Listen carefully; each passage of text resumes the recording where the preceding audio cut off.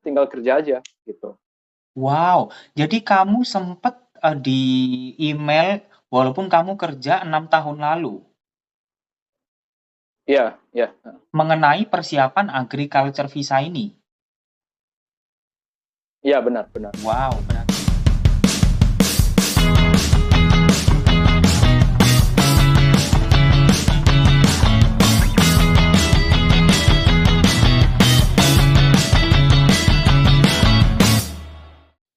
Assalamualaikum warahmatullahi wabarakatuh. Halo sahabat rantau, apa kabar kalian semua? Waalaikumsalam. Semoga kalian dalam keadaan sehat ya. Nah, kali ini aku kedatangan tamu spesial nih. Ini salah satu sahabatku, namanya Reven. Reven, silahkan kenalkan diri kamu ke Ya, seluruh baik. sahabat rantau di Indonesia. Thank you, thank you, thank you. Halo sahabat rantau, nama saya Reven, dari Bangka Belitung, Indonesia, Provinsi Kepulauan Bangka Belitung. Mungkin buat yang pernah nonton Laskar Pelangi tahu ya, Belitung ya. Tapi kalau saya dari Bangkanya, dari kota kecil lah, Sungai Liat Bangka. Saya pernah ikut program WHV, termasuk Working Holiday Visa Australia tahun 2016. Nah, pas di tahun itu ketemu sama Indra, Bang Indra, ya. Bos Indra, Hey, no. gitu. Iya, Terus dari situ kita sering kita pernah kerja bareng ya benar, di benar, coffee shop kalau nggak salah. benar. Apa sih istilahnya? Bakery, bakery, Ya, warung makanan di St. Kilda. benar, Terus selain itu kita lebih sering jalan-jalan bareng sih sama Indra juga. Karena kan working holiday kan, working sama holiday. Jadi benar. kita Jadi, sering holiday bareng sama Indra. mm-mm. Jadi Reven dari Bangka Uh, Belitung ya. ya, Nah, sebelum itu pernah Reven, ke Bangka Belitung, Indra? sebelum kita membahas lebih lanjut mengenai work and holiday visa, kita ingin ini nih memperkenalkan pesona Bangka Belitung. Jadi bagi kalian yang belum pernah Oke. ke Bangka Belitung, silahkan kalian simak video pesona Bangka Belitung di sini.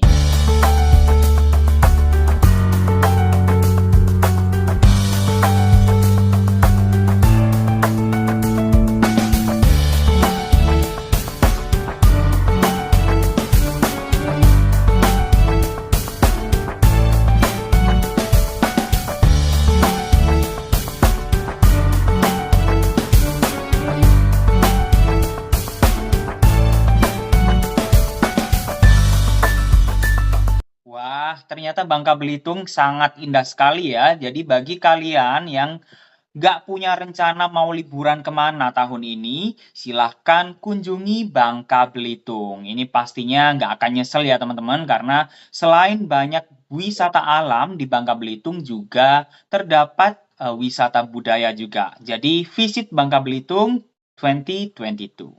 Oke? Oke, Revan, kita Ya, lanjut ya, ya, ke ya. Thank you, thank you. kita lanjut ke sharing pengalaman mengenai work and holiday ya. Nah, Revan, boleh cerita sedikit dong gimana awalnya bisa tahu info mengenai work and holiday, kemudian apa ya, kok bisa tahu tentang info ini tuh gimana? Karena kan kita tahu ya, kita gelombang kedua ya kalau nggak salah, kedua atau ketiga. Nah, itu dari mana dan iya, Kayaknya silahkan aku share-kan gelombang dulu. keempat deh. Oh, kamu gelombang keempat. Yang aku inget soalnya, oke, awalnya aku tahu temen ex WHV gelombang keduanya kalau nggak salah, gelombang keduanya. Disebut namanya, Boleh, silahkan. awalnya tahu dari teman. Dulu kita pernah sekolah bareng di Cina, Mhm. namanya Velsi. Jadi Mhm. tahu program EHV dari dia. Awalnya dia duluan yang berangkat. Terus setelah dia berangkat tuh ya udah dia kasih tahu teman-teman yang lain. Akhirnya ya udah saya juga coba-coba nih. Pada saat itu saya sebenarnya udah kerja kantoran di Oke, Jakarta, udah sempet.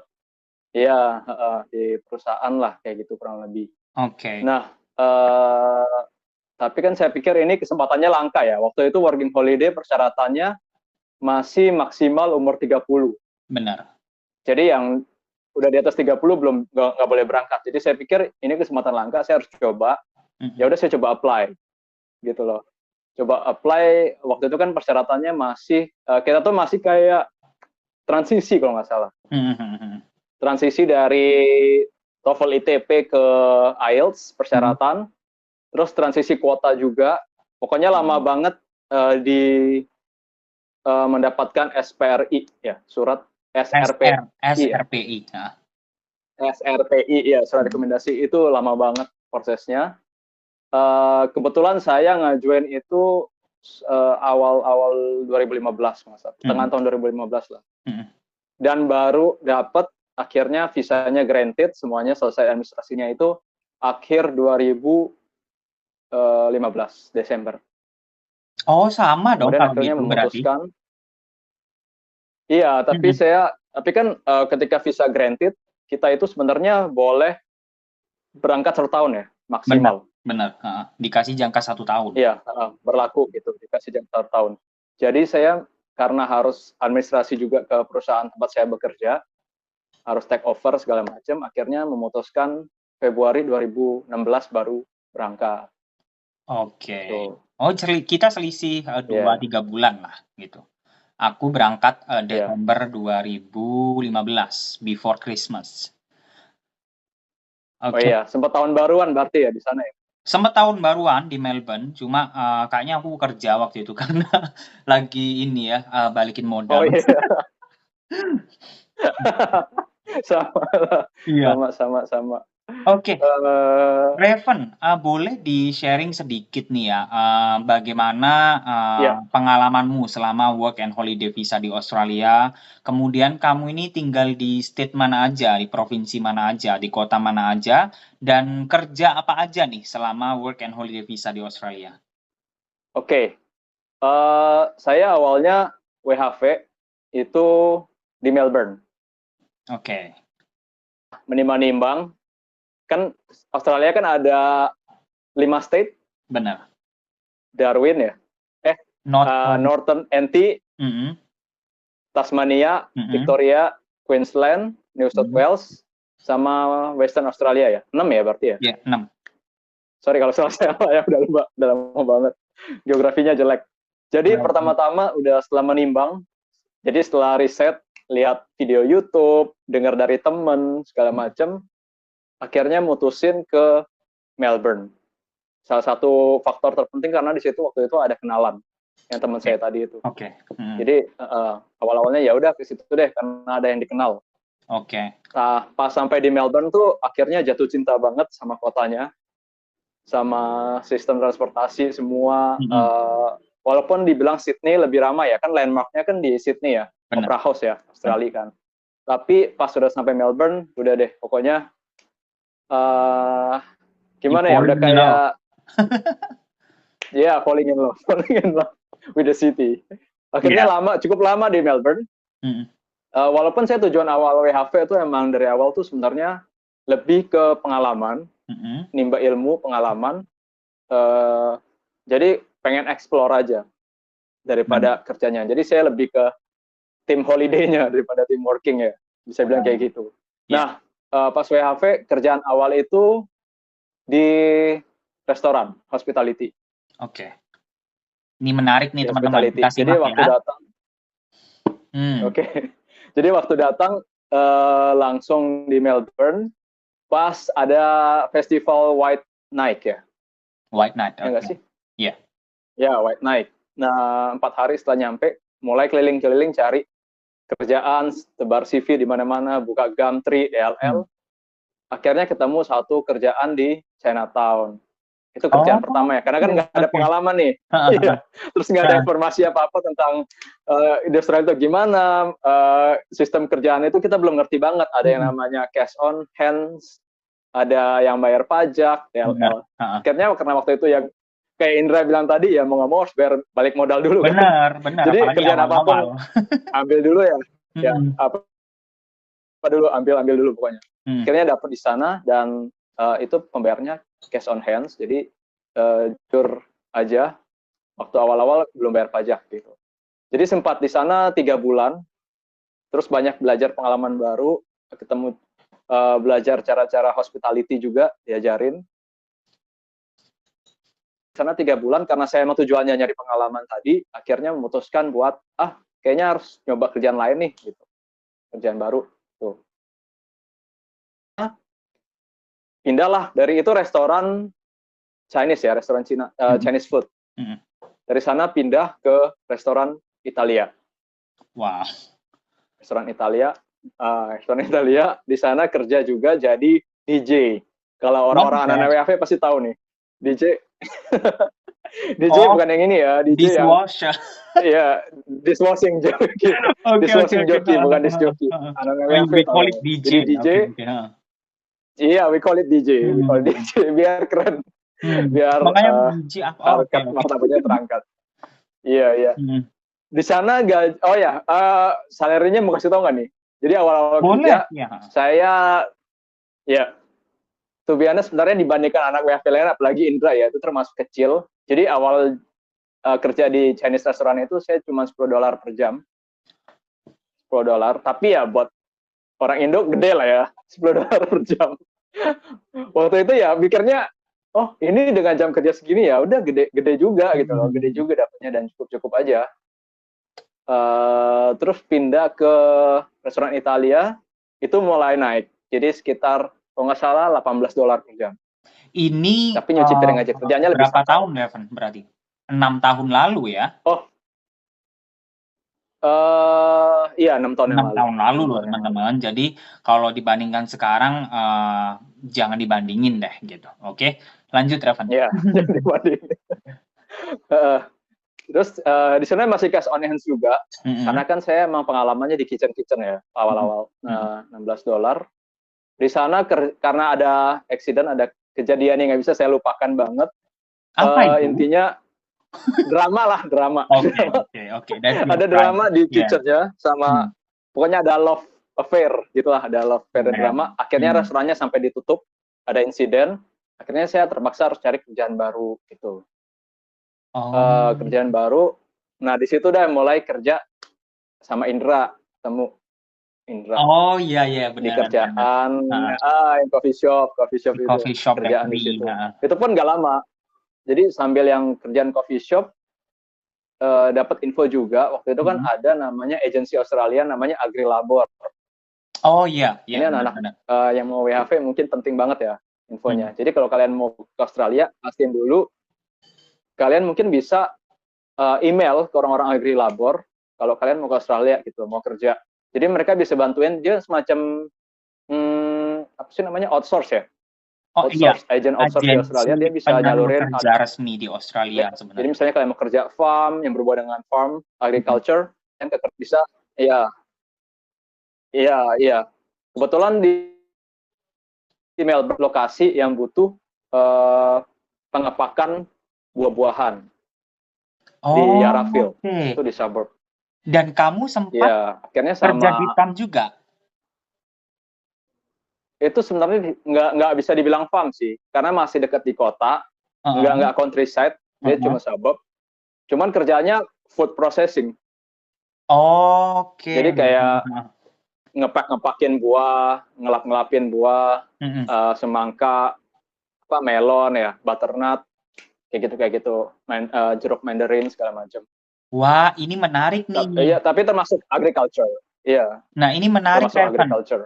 Bisa diceritakan nggak sih ini gimana itu proses kamu apply melalui agen resmi AgriLabor sampai akhirnya kamu mendapatkan pekerjaan dengan gaji yang cukup lumayan ya ketika kamu bekerja di farm ini ya?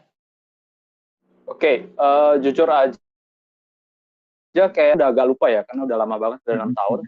Cuman kalian bisa coba akses agrilabor.com.eu. Kemarin juga, mulai sekarang pun aku udah lama nggak kerja sama mereka masih email aku terkait tentang visa agriculture. Iya, masih nawar. Mereka ngasih informasi ke semua anak WHV yang pernah kerja sama AgriLabor, dikasih tahu, kita bakalan ada visa ini, dan bakalan ada uji cobanya pada bulan November tahun lalu kalau nggak salah dia bilang. Jadi kalian siap-siap aja. Yang tertarik bisa langsung hubungi kita gitu. Jadi pokoknya kalian akses aja. dan coba email langsung ke AgriLabor-nya gitu. Nanti bakalan ada yang balas dan dikasih tahu prosedurnya apa aja dibutuhin, mungkin biasanya kayak foto paspor segala macam lah ya. Nah setelah itu nanti kalian bakalan mungkin di teks, di chat. Biasanya kalau AgriLabor tuh dia sistemnya pakai SMS yang iPhone ya, apa sih namanya, iPhone yang SMS itu, yang gratis. Ya, nanti ya udah paling nanti ada agent yang nelfon kalian, nanya gimana, wawancara, interview langsung lewat telepon. Habis itu ya udah nanti bakalan diinformasi kalian kapan bisa mulai bekerja di mana. Ya udah tinggal kerja aja gitu. Wow, jadi kamu sempat di email walaupun kamu kerja 6 tahun lalu. Iya, iya. Mengenai persiapan agriculture visa ini. Iya, benar. Wow, berarti ini akan terrealisasi ya, Revan ya, sebenarnya ya, kalau nggak salah. Harusnya sih, ya. Iya. Karena kan agentnya juga harusnya bukan cuma AgriLabor aja, banyak agent-agent yang lain, agensi lain tuh banyak ya. Benar. Jadi bagi kalian teman-teman, sedikit informasi bahwa nantinya ada 2 jenis perekrut ya. Yang pertama yaitu agen resmi penyalur kerja bagi kalian yang sudah di Australia, dan yang kedua yaitu perusahaan private atau perusahaan yang secara langsung bisa merekrut kalian gitu ya. Oke, kita lanjut nih Revan. Kerjaan selama di farm itu apa dan gajinya berapa? Gitu. Kalau boleh dibocorkan ke sahabat rantau. Oke, boleh nggak tuh? Ya nggak ada masalah. Ini tahun 2016 ya. Keep in mind, 2016 itu kalau nggak salah UMR Victoria $17 sekian per jam. Pokoknya tahun 2016 gaji saya di Yaraville itu per jamnya $22. Wow. Udah $, tapi per jamnya $22 sekian. Terus terakhir yang saya dengar dari temennya yang masih di sana sampai sekarang, itu gajinya udah $28 per jam. Weekdays. Apanya? Weekdays ya. Oke. Kalau holiday kan double ya. Benar.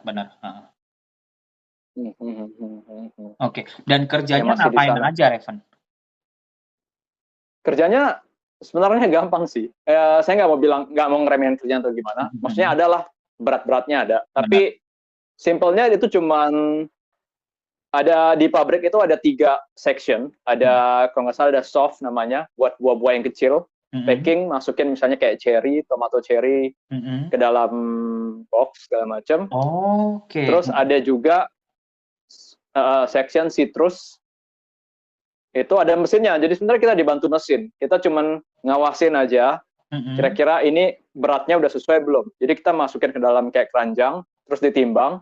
Oh ini udah sesuai. Terus tinggal pakai mesin juga ditutup gitu. Package-nya. Ya udah, tinggal ditimbang terus tinggal ngitung-ngitung aja. Terus ada juga section hard ini kalau nggak salah buat buah-buahan yang gede kayak melon, butternut, apalagi ya, semangka gitu-gitulah. Itu dibersihin aja atasnya, terus disimpan ke dalam kardus-kardus yang besar gitu. Karena mereka mau packing. Mungkin mau dikirim ke Woolies kalau nggak salah, ke supermarket ya. Benar. Itu aja sih prosesnya. Paling bikinin kardus, masukin buah, bersihin buah, timbang, gitu aja. Jadi Revan ini masih beruntung ya. Jadi kerjanya indoor, bukan yang outdoor yang kayak metik buah ataupun menanam bukan ya. Iya. Bukan. Oke, makanya masih bening ya, kinclong gitu ya selama working holiday. But anyway. Tapi benar sih, maksudnya banyak juga teman-teman yang bilang kalau yang outdoor itu ya udah siap-siap kena matahari, apalagi pas kayak summer kan segala macam. Benar. Kan. Terus kena gigit serangga segala macam. Terus kan mereka kayaknya sistemnya juga kebut gitu. Jadi harus cepet, petiknya cepet segala macam, lempar gitu-gitulah. Benar loh. Nah, saya kebetulan yang di istilahnya yang keduanya gitu, proses packing. bukan yang metik. Primary processing. Packing. Packing. Oke. Oke, Revan, setelah kerja di AgriLabor, oke, Revan, setelah kerja di farm melalui AgriLabor, terus selanjutnya kisah work and holiday kamu gimana? Oke, itu saya di AgriLabor sekitar 5 bulanan kayaknya. Jadi kayak hampir udah setengah dari working holiday kan. Working holiday kan setahun ya. Benar. Jadi kalau nggak salah saya 5 bulan, 6 bulan pertama itu di hospitality, tadi saya cerita, di Chinese restoran, di Italian restoran, di coffee shop. Terus 5 bulannya itu di farm AgriLabor ini, bertahan lama di situ. Nah, kebetulan habis itu sisa sebulan. Kebetulan waktu itu sebenarnya di era saya itu ada tawaran buat second year. Tapi pas banget sisa waktu saya cuma sebulan, sementara kita tuh disuruh harus kayak berapa bulan di utara kalau nggak salah ya, di utara, di Northern Territory, Australia, benar. Ya udah akhirnya nggak bisa, dan kebetulan waktu itu saya juga mutusin akhirnya pindah ke Sydney. Coba sebulan di Sydney gitu. Karena kan udah lama nih di Melbourne nih, di Victoria, udah lama banget, udah hampir setahun, ya setahunan lah. Akhirnya di Sydney udah sudah agak males nyari kerja. Akhirnya saya nyoba kerjaan yang lebih fleksibel. Jadi Uber Eats. Uber Eats? Antar Uber Eats. Uber Eats ini kalau di Indonesia kayak apa ya, Revan? Kayak Gojek ya? GoFood gitu ya? GoFood, ya. GrabFood, ya. Nah, enaknya di Aussie itu, tapi sekarang di Indo juga udah boleh sih. Di Aussie itu Uber Eats-nya boleh pakai sepeda. Oh iya, benar. Boleh pakai sepeda. Yang penting kamu ada antara sepeda, motor, mobil, transportasi lah antara tiga itu. Ya udah, saya akhirnya nyari sepeda second hand bekas di daerah Sydney ya, apa sih namanya? Yang paling jauh, bukan Cabramatta ya? Cabramatta. Pokoknya yang banyak orang Vietnam. Ya, di sana ada, ketemu di Gumtree lah. Jualan sepeda bekas, beli di sana, perbaikin dikit bannya, akhirnya udah apply buat Uber Eats gitu. Lumayan banget sih Uber Eats sebenarnya. Kalau rajin ya, rajin banget. Apalagi kan Sydney ramai itu, lebih ramai dari Melbourne lah, lebih banget. Banyak yang pesen gitu. Dan sekalian sambil jalan-jalan keliling kota sambil ngantar makanan gitu loh. Nah, tuh. Bonus. Itu gajinya gimana, Revan, kalau Uber Eats itu? Uber Eats dia agak, kita driver itu dapat akun khusus driver. Dia kalau nggak salah per jarak deh. Oh gitu. Ini tolong dikoreksi kalau saya salah ya. Mungkin saya udah agak lupa pokoknya. Ya. Tergantung, pokoknya ada yang pokoknya semakin jauh jaraknya itu semakin gede pendapatannya gitu. Ya udah, habis itu tinggal kumpulin. Kalau nggak salah waktu itu masih ada sistem bonus juga. Misalnya kamu seminggu ini dapat ngumpulin berapa banyak, nanti dikasih bonus dari Uber Eats. Berapa dolar. Gitu. I see. Ya. Ada kok yang sampai bisa dia seminggu itu sampai $1.000 dapat dari Uber Eats aja. Dari Uber Eats aja. Jadi setelah kerja pagi, malamnya kalian bisa kerja Uber Eats ya? Iya. Ada. Soalnya saya pertama ikut Uber Eats juga dapat dari grup di Facebook ya waktu itu. Yang buat Sydney apa sih namanya? The Rocks. Iya, The Rocks ya. Dari The Rocks ada yang nawarin. Kalau ini nih siapa yang dia kayak sistem ngerekrut downline gitu loh. Jadi kalau ikut dia nanti dapat bonus gitu. Akhirnya dia juga jadi pembimbing gitu. Gimana sih cara dapetin klien, cara apply buat Uber Eats-nya gimana gitu. Dan apply-nya gampang banget. Jadi saya cuma datang ke kantor Uber Eats-nya, nanti langsung dikasih tas yang buat bawa makanan, sama apa lagi ya? Ya kayaknya itu aja sih tasnya doang. Yang penting kita udah sedia sepeda, helm sepeda, lampu segala macam. Gitu. Oke, dan tinggal diverifikasi dan kamu kasih details kamu dan bank account, dan nanti gaji langsung masuk ke bank account kamu gitu ya? Iya, betul. Nanti gajinya langsung masuk ditransfer tiap minggu.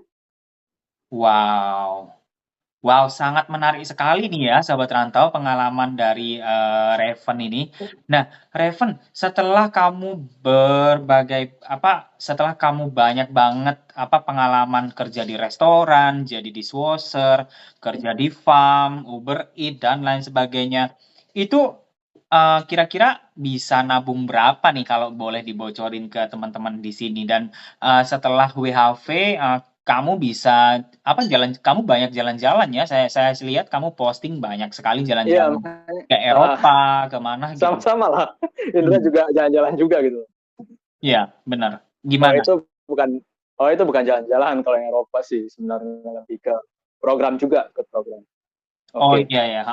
Wah, Tapi, kalau tabungan sebenarnya hmm, intinya ya sih emang yang kayak Indra bilang, mungkin kalau tabungan saya dalam bentuk lain ya. Jadi dalam bentuk pengalaman. benar. Jadi nggak bisa dibilang kayak kan karena saya tim holiday-nya nih. Jadi Hmm. yang lebih senang explore. Jadi Hmm. ketika dapat ya udah tinggal disisihin berapa yang buat jalan-jalan gitu. Hmm. Sisanya ya selebihnya buat inilah kayak bertahan hidup segala macam kan. Hmm. Ini karena kebetulan waktu itu saya pikir ya udah saya mumpung lagi di Australia nih dan nggak tahu lagi ke depan kayak apa kan. Misalnya kayak tahun lalu ternyata COVID kan. Benar. Nggak tahu lagi kapan kesempatan datang, ya udah pokoknya. Dan pas itu ada teman-teman juga kayak Indra dan yang lain gitu loh ya, yang asik lah diajak bisa main Iya. bareng-bareng, traveling bareng. Jadi ya udah saya pakai untuk uh, keliling states di Australia, antara lain ya dari Queensland, Western Australia, Tasmania juga. Yang belum pergi tuh paling Alice Springs sama Northern Territory, Darwin. Dan kamu juga Dan sempat ke New Zealand. nah ya itu akhirnya Hmm. akhir WHV, uh, kebetulan waktu itu dapat tax refund ya. Kita kan Oh iya. sebenarnya anak WHV itu Hmm. ketika dia balik ke Indo, dia bisa apply buat jadi pajak-pajak yang kita bayar kemarin pas kerja itu bisa kita refund. Kebetulan kan kemarin pas saya di Agri Labor, itu saya sempat kerja tuh yang saya bilang saya bayar pajak. Hmm. Nah, pajaknya ya udah saya refund gitu. Nah, dari dana refund itu akhirnya ya udah dipakai buat ke New Zealand. Ke Wow. New Zealand sama teman-teman WHV yang lain juga. Yang waktu itu ada yang mau for good juga lah intinya. Benar. Wow, ini pengalaman luar biasa loh teman-teman. Jadi benar ya Reven ya, namanya juga WHV ya, Work and Holiday. Jadi kerja dan juga liburan gitu. Kalau aku ataupun Reven itu kita sih gimana ya harus seimbang gitu loh. Kalian bisa kerja dan Work life nanti balance. work life balance. Jadi nanti entah di bulan terakhir sebelum kalian pulang atau kalian setiap minggu ada 1-2 hari off, itu kalian harus explore Australia juga gitu loh. Jadi di sini kalian dapat uang sekalipun dapat pengalaman juga gitu loh. Jadi nggak hanya monoton kerja terus gitu. Tapi ini depend on tergantung dari masing-masing orang sih. Niat dan Iya. tujuannya apa. Tapi kalau kita selagi Ya, kita tergantung individu masing-masing sih. benar, Iya, terus dan kalau kita selama kita masih muda, aduh sekarang nggak muda lagi, itu kita harus dia masih muda. aku muda. enggak lah, aku enggak, Masih glowing, masih glowing. masih. Terus next, terus Iya. selama kita explore Australia gitu loh, dan dari pengalaman Raven ini kita bisa belajar gitu loh. Dan tadi Raven sudah sempat mengatakan bahwa walaupun kalian bayar pajak, nantinya pajak kalian bisa diklaim atau kita bisa dapat refund Iya. walaupun tidak 100%. Nanti mengenai pajak ada video Iya. tersendiri. Jadi pantengin terus channel siapa, Revan? Channel siapa? Indra Hadianto. Nah, itu paneling promo. Enggak, serius teman-teman. Jadi Revan ini salah satu sahabatku yang sampai sekarang tetap kita keep in touch dan kita sharing. Dan Revan ini Yes. salah satu seorang yang sangat menginspirasi karena memang benar-benar dia itu sudah pernah student exchange ke China, kemudian pernah jadi ikut program jadi guru di Europe ya, di Poland ya, di Polandia ya. Oh di Polandia. Benar ya. Volunteer. Ya, Nah, itu. volunteer cultural representative lah. Nah, Nama programnya Euroweek Poland, Euroweek Foundation Euroweek Poland. Kalau yang di Foundation Poland. Indonesia Foundation Poland ya. Kalau Oke. yang di Indonesia namanya Euroweek Indonesia. Euroweek Bisa di Indonesia. Google aja. Ya. Oke nih, sahabat rantau, ini menarik ya. Kalau mungkin kalian masih belum bisa mendapat kesempatan untuk ke Australia, siapa tahu kalian bisa ke volunteer ke Europe dan bisa jalan-jalan keliling Eropa. Ya benar banget. Iya nggak sih? Nah, Raven nanti kalau ada sahabat rantau yang tanya nih programnya gimana dan cara daftarnya apa, nanti boleh ya kita gabung ataupun kita connect dengan Poland Foundation Program ya. Yes. Oke, that's good. Oke, mengenai pertukaran pelajar ataupun volunteer ke Europe, nanti aku akan ada sesi khusus dengan salah satu dengan salah satu koordinator dari program ini. Jadi pantengin terus channel Indra Hadianto, oke? Apain sih tepuk tangan, ini belum closing, oke? Oke. Nah, Raven yang terakhir ya. Bentar lagi work and holiday visa dibuka kan bulan Mei untuk pendaftaran SRPI. Boleh kamu kasih tips ataupun saran ataupun nasihat kepada calon work and holiday visa ataupun student yang akan berangkat ke Australia? Tips apa yang paling penting sebelum datang dan juga mencari pekerjaan di Australia? Yang paling pertama kayaknya pede ya. Confident. Pede dulu. Iya. Confidence ya. Confidence-nya di walaupun misalnya walaupun Inggris kan penting kan ya. Kan dia ada syarat IELTS berapa juga skornya. Tapi tetap aja pede aja. Maksudnya ya udah ketika kita sadar nih misalnya bahasa Inggris saya masih kurang, maksudnya secara mungkin pengetahuan, secara speaking segala macam. Terus kalian mungkin udah coba segala macam ya, udah sempat misalnya ke kampung Inggris juga atau gimana, tapi masih ngerasa insecure mungkin dengan kemampuan Inggrisnya. Nah sih be confident aja dulu ya, be confident. Oke. Mungkin bisa cari cara atau tips gitu yang kira-kira bisa bikin kalian ketika interview nanti itu benar-benar matang gitu loh dengan pihak imigrasinya. Karena itu yang paling penting kan, terdapat rekomendasi dulu kan gitu loh. Jadi sebisa mungkin persiapkan yang matang buat interview itu dulu. Paling nanti pas interview itu ditanya, kalian di sana mau ngapain, sekarang kerja apa, tujuan ke sana ngapain. Nah itu aja yang kalian coba bisa ditulis dulu, dipikirkan matang-matang kira-kira jawabannya apa yang mau kalian jawab.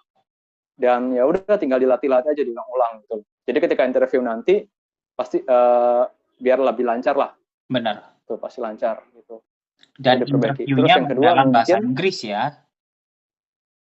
Ya tergantung interviewer sih enggak katanya. Kayaknya ada yang Indonesia juga, ada yang Inggris. Iya. Di kasus kebetulan aku sih waktu itu Inggris sih. Iya, aku juga Inggris. Tapi aku pernah dengar dari teman-teman yang lain ada yang pakai Indonesia aja juga ada. Oke. Intinya dipersiapin aja dua itu gitu. Iya, benar. Just in case kan.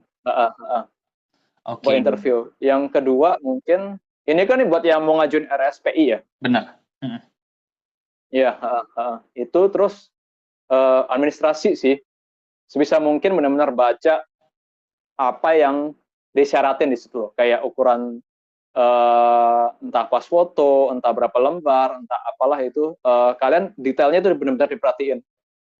Jangan sampai salah sedikit pun sih detailnya. Oke.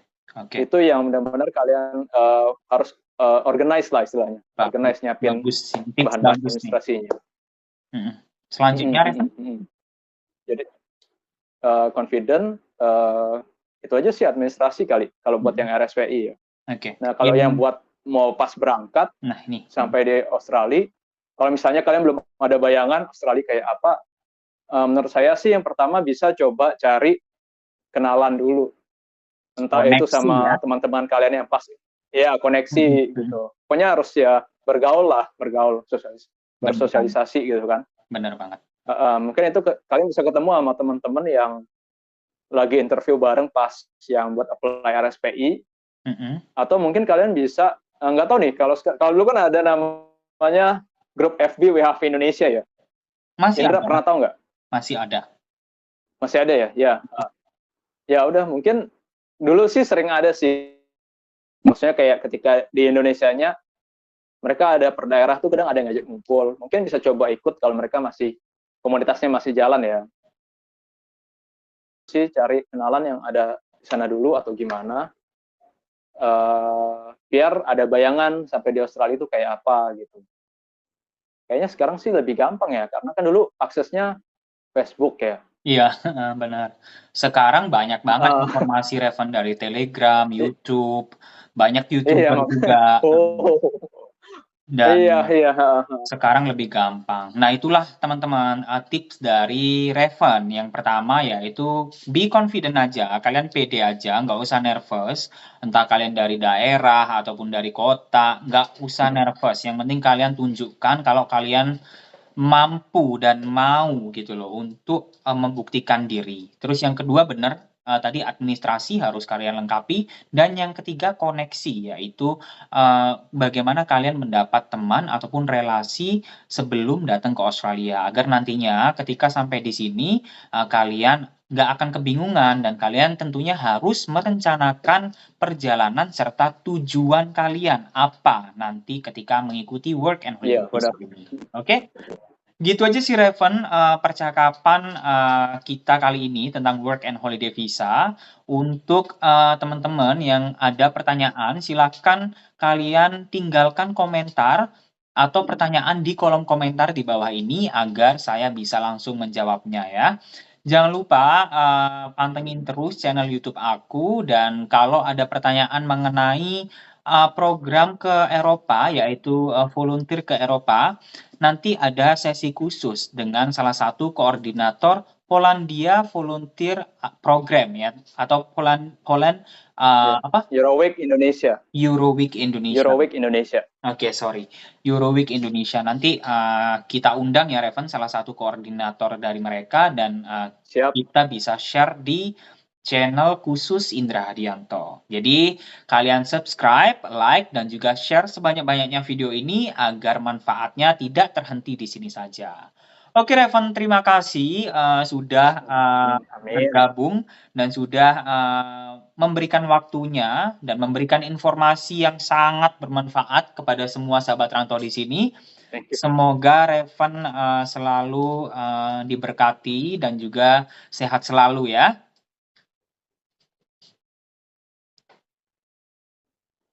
Amin, sama-sama. Semoga semuanya sehat-sehat selalu, stay safe, stay healthy. True. Oke Revan, thank you. Terima kasih sudah gabung di channel YouTube-ku. Oke.